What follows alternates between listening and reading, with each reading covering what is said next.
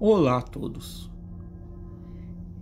Este relato eu tive o prazer de ouvir diretamente de uma pessoa que tem um parente que sobreviveu e relatou este ataque lobisomem no período mais primoroso lá na cidade de Santana do Livramento, no Rio Grande do Sul. Porém, desde já advirto que eu não posso mencionar qualquer coisa que relacione esta pessoa aos fatos, ao pedido do neto do mesmo. Eu vou mudar alguns detalhes para poder compartilhar com os amigos os relatos. O ano era de 1941. Estava sendo muito próspero para a região, especialmente para a nossa família.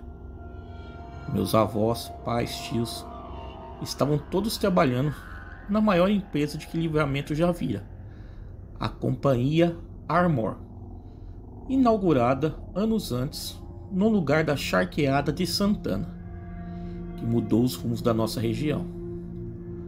Com mais de 2.000 funcionários e muito trabalho, a riqueza se assentou nestas terras. Não poderia impedir o progresso. O meu avô, um grande inglês de barba branca, fala grossa e estranha, ele misturava o inglês com o português e mais algo que poucos se atreveriam a dizer o que era. Tinha um cargo importante nessa fábrica. Era muito respeitado por todos. Ele veio da Europa para os Estados Unidos muito jovem e depois veio aqui para o Brasil, onde se casou com uma santanense. Assim pôs os pés na cidade. Vou chamá-lo aqui de Steve. A minha avó, uma jovem senhora que parecia ser movida a vapor, também trabalhava na fábrica. O meu pai, homem inteligente e esforçado, orgulho do meu avô, trabalhavam juntos. Minha mãe também era muito esforçada, muito bonita. Nesta época, eu não tinha mais de 7, 8 anos. Não tinha nada disso que tu vê aqui, dizia o senhor apontando os dedos trêmulos para todos os lados. Aqui era tudo mato, seguiu apontando. Não tinha a grande fábrica, as casas dos patrões e funcionários mais importantes, e a casa dos moços. O campestre, onde eu e meus amigos costumávamos passar as tardes procurando bolas de golfe, e o resto era tudo mato fechado. Neste mesmo ano, vieram de fora estrangeiros, alguns novos funcionários que se embarcaram na casa dos moços. Um ou dois muito sisudos, pareciam doentes e pálidos. Diria eu que prestes a morrer a qualquer momento. Fora isso, nada ainda tinha mudado. Os dias foram passando, nossa rotina de atividades e brincadeiras eram sempre muito parecidas. Até um certo dia, um amigo comentou sobre os cães que estavam sumindo há alguns dias já. Outro confirma a história e acrescenta uma outra. Disse que uma vaca leiteira que havia simplesmente sumido numa noite destas. Andávamos pelo mato, costeando o campo de golfe, procurando as bolinhas que nos valeriam os trocados. Até que, perto de um conhecido charco, sentimos um cheiro de podre insuportável, de doer os olhos. Porém, a curiosidade era maior que o fedor. Seguimos em frente até um clarão anormal que se fez presente. No meio desse mato fechado, tinha uma enorme clareira, onde as árvores haviam sido arrancadas ou simplesmente quebradas bem recentemente. Não eram árvores velhas e grossas, mas também não eram frágeis. Precisaria de uma dezena de adultos e uma semana de trabalho intenso para fazer aquilo. Bem, em um canto, onde havia uma pilha de galhos, formando quase que um ninho, estava o motivo do cheiro. Os restos dilacerados de uma das vacas que o meu amigo disse ter sumido. E duvido que encheria um balde de banha. Não conseguimos ficar muito tempo ali, por causa do cheiro e também do medo do que fez aquilo com a pobre vaca. Imagina o que ele faria com 5 pirralhos. Corremos em direção à saída do mato, que dava bem atrás da casa dos moços. Apavorados, ofegantes e com uma dúzia de arranhões, vislumbramos a parede dos fundos da casa. Ao sairmos, demos de cara com um dos estranhos novos funcionários, que correu em nossa direção com cara de assustado e uma generosa garrafa de destilado na mão. Contamos o que havia visto lá no mato, e o mesmo fez uma breve pausa, olhou para o mato com uma cara de dúvida e disse: "Bem, podem deixar comigo, vamos resolver isso logo. Vou falar com o Sr. Steve agora mesmo. Só não entrem mais nestes matagais, ouviram?" Consentimos e cada um se pôs a correr para sua casa. Aquela noite, sonhei com a vaquinha sendo comida pelo monstro. Mal havia amanhecido, acordamos com uma ladainha no lado de fora da porta da nossa casa. Meu avô, que terminava de aparar sua barba, correu para ver do que se tratava. Era uma dúzia de funcionários que residiam na casa dos moços. Falavam todos ao mesmo tempo, o que fez o velho Steve bater no batente da porta e bradar como um trovão: "Stop! Pare de falar juntos, um de cada vez." Um senhor de baixa estatura se pôs à frente e disse: "Sr. Steve, desculpe acordar o senhor desta forma, mas não sabemos o que fazer. Algo entrou no alojamento, quebrou tudo à sua frente, invadiu um dos quartos dos novatos e o arrastou para o mato. E o que mais impressiona foi que, o que quer que seja, entrou pela janela do 3º andar direto no quarto do rapaz", disse outro homem, visivelmente abalado. Em silêncio, o velho Steve entrou no dormitório. Bom, da porta que a criatura saiu carregando o rapaz até o próprio quarto do mesmo, era um rastro de destruição e desordem, profundas marcas do que só poderiam ser garras inumanas por toda parte, enormes manchas de sangue, o que levava a crer que antes de sair pela porta, o rapaz já estaria morto. O quarto estava totalmente destruído, cama, paredes, roupas rasgadas e sujas de sangue, mas não haviam pegadas, rastros que identificassem o que seria que teria feito aquilo. Inclusive, a janela estava fechada, um ou outro vidro só estava quebrado. O que nestas terras seria capaz de fazer isso tudo? Perguntava-se atônito o Steve. Nos dias que se seguiram, foram feitas diversas incursões na região, na busca de alguma pista ou sinal de vida do próprio rapaz, mas nada. Além de várias carcaças de animais mutilados foram achados. A polícia veio, isolou o lugar, procurou um pouco na região e se foi embora. Os moradores da região logo estavam sabendo do ocorrido. Assustados, os residentes do dormitório resolveram montar um rústico esquema de vigilância. Os diretores resolveram tirar umas férias em um lugar não sabido, e o Sr. Steve ficou responsável pela fábrica. Passaram-se alguns dias, os diretores já estavam de volta, o dormitório respirava tranquilamente novamente. A fábrica rugia a todo vapor, parecia a vida normal de sempre. Foi quando, por volta das 10 da manhã, um funcionário adentra a fábrica correndo à procura do Sr. Steve, como se tivesse visto um fantasma. Ele foi prontamente ao seu encontro. O rapaz lhe contou o que teria assustado tanto e disse: "Sim, senhor, era ele mesmo, o rapaz que sumiu do dormitório. Está vivendo próximo à prefeitura, na rua."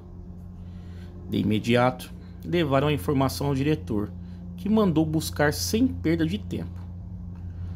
Muito, mas muito pálido, muito mais que o normal e desorientado, nem bem sabia dizer seu nome. Quem dirá o que havia ocorrido? E como sobreviveu também não sabia. Pior, não havia um machucado qualquer em seu franzino corpo.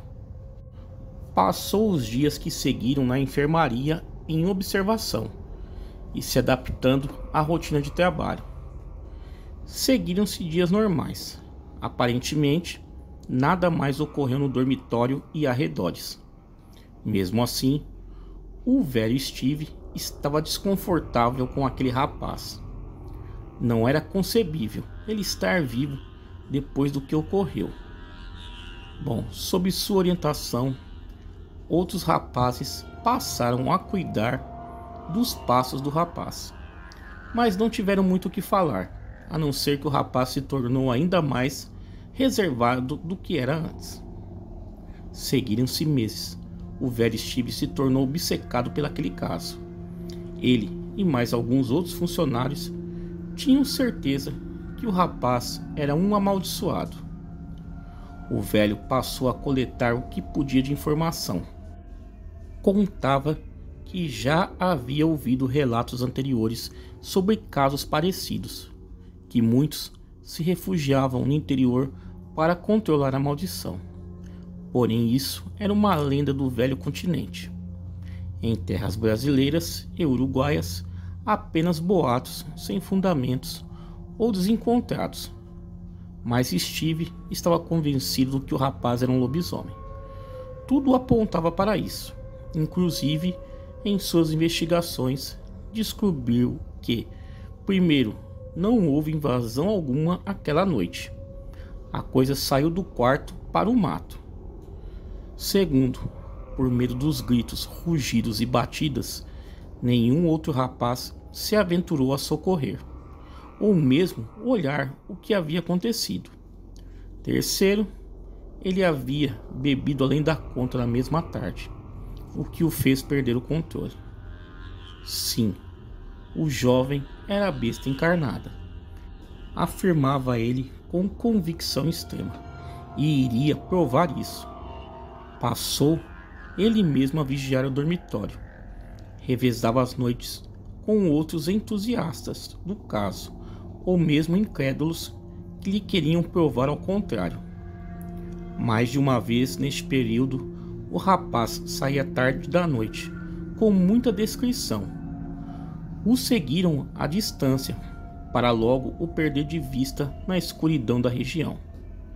Certa noite, um dos funcionários de confiança do seu Steve, um homem bem atarracado, muito forte fisicamente, ficou à espreita, próximo à entrada do clube campestre, bem na frente do dormitório. Era uma fria noite de lua cheia, sem vento e qualquer barulho de animais e insetos. De tão clara era a lua que se podia andar nas ruas e enxergar longe, sem qualquer luz artificial. Bom, ele viu o franzino rapaz sair furtivamente pela porta lateral do dormitório, atravessar o pátio e entrar lá no clube. Subiu a rampa muito rapidamente, passou pela sede e adentrou ao campo de golfe em uma velocidade sem igual.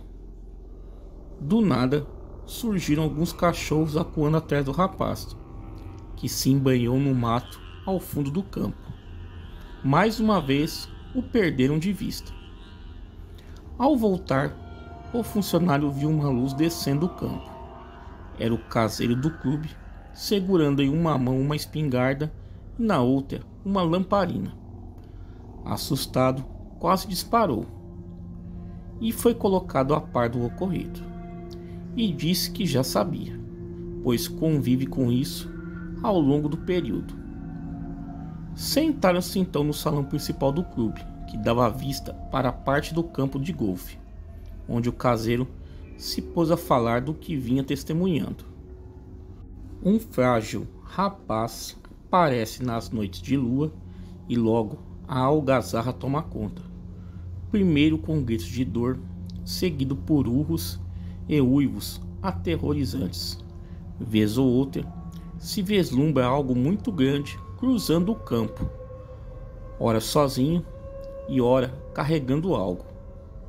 O pessoal da manutenção vinha lhe reclamar sobre o que ele andava fazendo para esburacar o gramado do golfe daquele jeito. Ele ia lá conferir e tinha enormes pegadas de algo muito pesado e grande. Ele só se limitava a dizer que não via nada. Tinha receio de ter tido por louco, mas a chegada deste funcionário era providencial. Se ficassem em silêncio, no escuro, dentro do salão, ele poderia ser sua testemunha. Passaram-se intermináveis horas de silêncio e tensão, até que do lado esquerdo do campo, diretamente de um dos lados de mata mais espessa, sai tranquilamente um enorme animal de pelos negros. Podia-se ver que as formas eram similares a um cão, mas do tamanho de um boi. Andava lentamente atravessando o campo, e lá estava a criatura, e era real. Subitamente ela parou seu deslocamento. Aparentemente cheirou em todas as direções e se ateve à sede do clube, como se fosse atacar algo. Mudou sua direção para o prédio, com passos de um predador, espreitando a sua presa. Estava vindo ao encontro do funcionário e caseiro. Em pânico, ambos ficaram imóveis, esperando o que parecia ser inevitável. Quando no meio do percurso, quando já se podia ver as feições de algo desconhecido e assustador, ele tornou a parar. Mais uma vez cheirou a noite, e com um breve rosnado que mostrou, se pôs a correr de volta à mata fechada. Quando da entrada do clube se ouve uma batida muito forte e vozes conhecidas. Era o Sr. Steve, mais 5 ou 6 homens armados. Haviam sido chamados por outro rapaz que viu o funcionário ir atrás do rapaz suspeito e não voltar mais. Então, assustado, foi chamar apoio. Logo, foram postos a par de tudo e resolveram entrar na mata. Ainda era noite. Horas depois, saíram com o sol alto, sem nada. Decidido mais do que nunca em acabar com isso, juntou algumas pessoas e elaborou um plano. Prender o rapaz na sala de máquinas da fábrica, próximo à caldeira. Arrumaram grandes correntes e, com outras peças, esperavam prender e abater a fera ali mesmo. Aquele dia, percebi meu avô muito estranho. Limpou com o cuidado de um joalheiro a espingarda que guardava no sótão, no mínimo umas 3 vezes. Já era noite fechada quando bateram na nossa porta. Um jovem ofegante e ansioso para dar a notícia. Pegamos ele, senhor. Está preso como mandou fazer. Ele virou, olhou para o meu pai e a avó, que estavam à mesa, e disse entre dentes: hoje termina essa maldição. Fica com a tua mãe e cuida da casa, disse-se dirigindo ao meu pai. Minha avó pôs-se a chorar copiosamente. O meu pai tentou argumentar algo que não conseguiu ouvir. E eu, escondido no quarto, fiquei ainda mais curioso, pois não sabia de nada. Saiu e bateu a porta, com mais força que o habitual. Confesso que senti ser a última vez que veria meu avô. Bom, passaram-se umas 2 ou 3 horas desde que ele havia saído. Talvez mais, não sei dizer ao certo. Foi quando ouvimos uma interminável sequência de disparos de armas de fogo. Breves gritos humanos misturados a urros inumanos, seguido de um tremendo estrondo que estremeceu toda a nossa casa. Assustado, pulei da cama em disparada para a sala. Lá, os meus pais e minha avó espiavam por uma fresta na janela na direção da fábrica. Antes de ser corrido da sala, pude ouvir ao longe alguns breves gritos e pedidos de ajuda. E assim passamos a noite ouvindo idas e vindas de pessoas. Meu pai foi um que saiu disparando em direção ao local. Horas mais tarde, já havia passado e muito da hora do café, quando, irrompendo pela pesada porta adentro, o velho Steve, com a ajuda do meu pai e mais 2 colegas de trabalho. Ele estava todo sujo de fuligem de carvão. Algumas manchas de sangue seco pintavam os trapos rasgados que outrora eram suas roupas. Minha avó o amparou com dificuldade e lhe deu um forte abraço. Percebi seus olhos transbordando em lágrimas novamente, mas agora eram de alívio.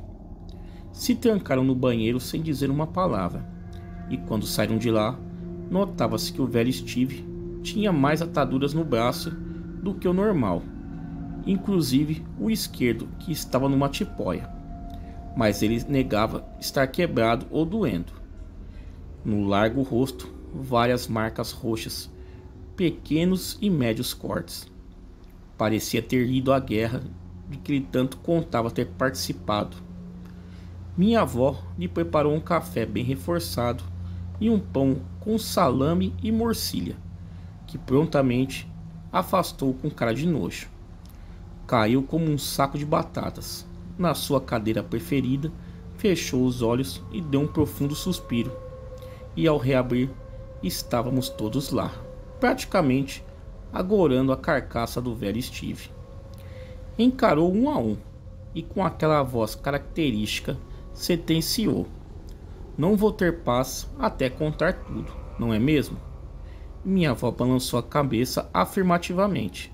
Meu pai deu uma risada e minha mãe me olhou rapidamente. Acho que eu era o mais ansioso em saber o que tinha acontecido. Se ajeitou melhor e disse: "Vamos lá então." Minha mãe mandou eu ir brincar na rua. Ele disse: "Não, deixa o garoto saber a verdade." Segue o que ele lembrava das palavras do avô. Saí daqui correndo para chegar na fábrica. Mandei o segurança fechar o portão e me acompanhar. Corremos até a fornalha principal da fábrica. Ali estavam mais 6 ou 7 homens adultos. Como havíamos combinado, amarraram o rapaz com as correntes e algumas cordas. Estava muito quente naquela hora. O rapaz resmungava e gritava contra a gente. Pediu socorro e nós o confrontamos.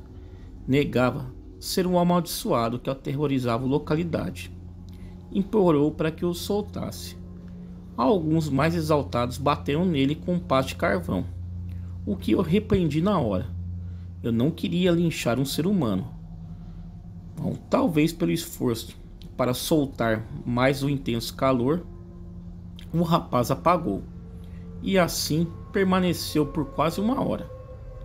Pensei que tinha errado, e no mal que causava para o coitado, quando, em meio do falatório, se ouviu um estalo muito alto, seguindo de outros. De início, olhamos para a fornalha, mas ela seguia queimando normal. Viramos para o rapaz e era dele que vinham os barulhos. Parecia ossos quebrando e manchas de sangue se formavam por sua roupa. Nas partes visíveis de seu corpo parecia que estavam rasgando ou algo assim. O menino começou a gritar de dor. Pensei em ajudar, mas alguém disparou uma arma e automaticamente outro fez o mesmo. Mas antes que o restante de nós pudesse atirar, o garoto, que já não parecia nada humano, simplesmente arrebentou as correntes com a mesma facilidade que tu, e apontou para o meu pai, arrebentaria um barbante. Desabou no chão sujo de carvão. Neste momento, só restava atirar. Disparamos sem parar nossas armas, atingindo o bicho em cheio. Não se podia ouvir nada além de tiros. Mal foi dado o último disparo e uma coisa negra se jogou contra nós. Era enorme, em 4 patas.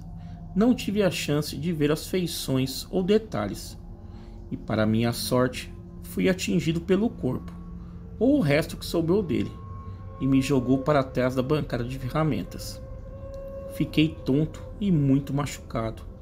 Não conseguia levantar.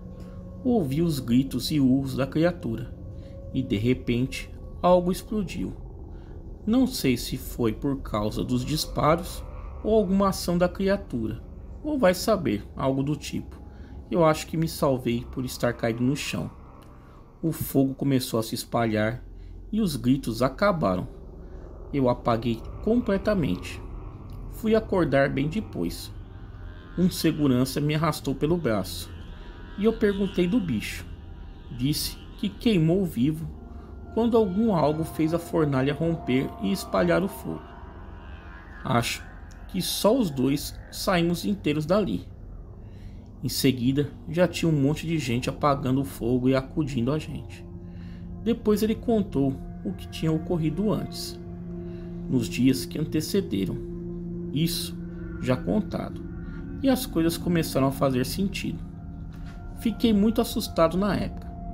Se me lembro, eram proibidos de sair do pátio ou ficar na rua após as 18 horas. O meu avô morreu anos depois, sempre afirmando que aquilo foi real, inclusive que as marcas da briga ainda são visíveis na antiga fábrica. Realmente eu não posso dizer que é verdade ou tampouco que é mentira. Me impressiona a riqueza de detalhes e a forma que um senhor de 86 anos contava uma história com tamanha riqueza de detalhes. A fábrica existe, o clube e os dormitórios também. Trabalhei no clube campestre em 2016 por um ano, e sócios mais velhos afirmaram que o mesmo é assombrado e que até um lobisomem já passou lá pelo gramado de golfe. Bom, ele não mora mais na casa, mas ela está lá ainda. Me mostrou documentos do avô e do pai, comprovando que trabalhavam lá. Bom, na época, acho que todos trabalhavam nessa fábrica. Bom, no fim, é uma boa história essa que meu amigo me contou. E obrigado por dedicar o seu tempo e colocar em seu canal. Tá aí, galera. Um relato aí sensacional enviado ao canal. Quem tiver relato igual a esse e quiser enviar ao canal, o e-mail está aparecendo na tela e também está na descrição do vídeo. Me sigam lá nas redes sociais, Facebook, Instagram, Twitter. Todos os links aí embaixo na descrição do vídeo. Galera, muito obrigado e até a próxima.